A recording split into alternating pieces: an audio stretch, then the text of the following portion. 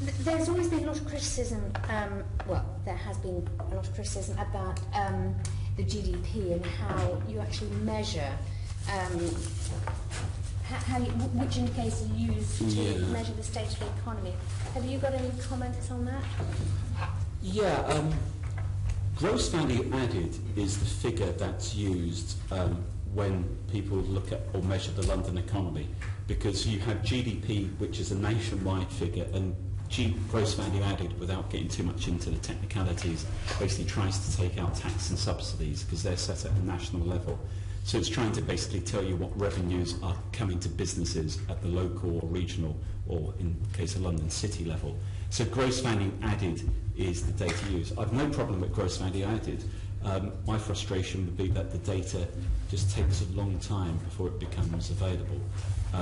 So coming back to your question, there's coincident indicators, jobs data is good, confidence measures are good, even transport figures we use actually here in the UK.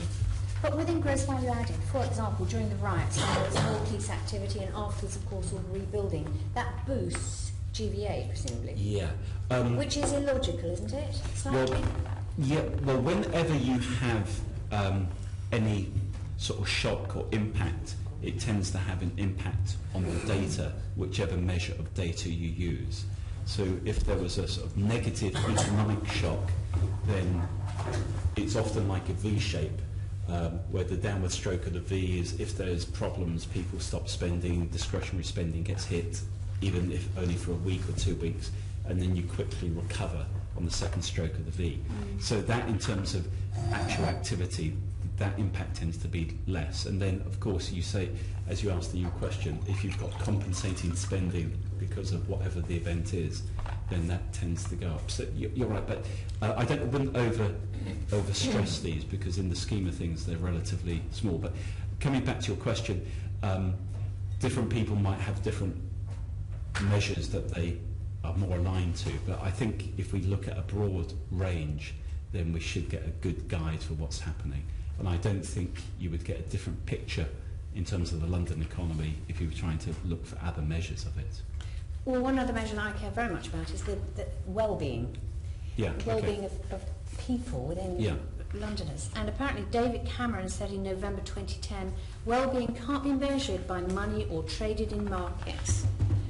And I'm just curious why we don't hear about underemployment, number of people earning less than a living wage, pay inequality, wealth inequality.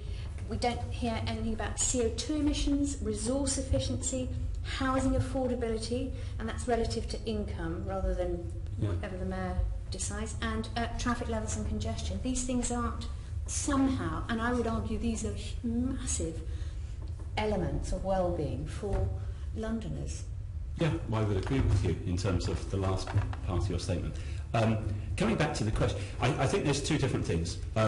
One, in terms of overall economic measurement, which is separate to London, shall we say, it's basically what's the best measure. And if you ask a general person what's a good measure of how life is going, often we're talking about their personal health, their life expectancy, and you often don't get these measured properly in economics. And the first part of the question, I know that's not probably the bit you really want to talk about, but I think it's important to be mentioned. I don't think economics generally has really got to grips with measuring all these things. But coming on to the second part... That's your job, though, isn't it? No, I'm talking about the economics profession, but in terms of the second part, which is more particular, London, actually I mention London living wage all the time. I was on the radio yesterday and I was being asked about London. I was being asked about the north-south divide, and I said, well, the reality is that all the issues that people talk about in the north-south divide you have here in London. 5 of the poorest boroughs in the country are here in London.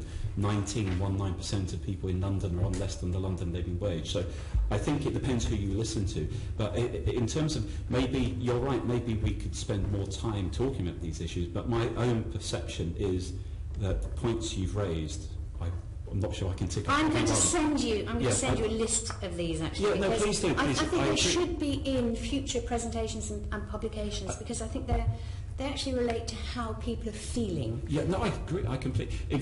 I would be surprised if we're not covering those, because my perception is that many, if not all of those points are regularly mentioned. But I would welcome. I would it would welcome be you good to have them. Right. Do you actually, just coming back? Do you actually feel that we don't have Yes. the measurements of each of these? Yes. Okay. Well, we'll sort that out. Okay, that's brilliant. Thank you.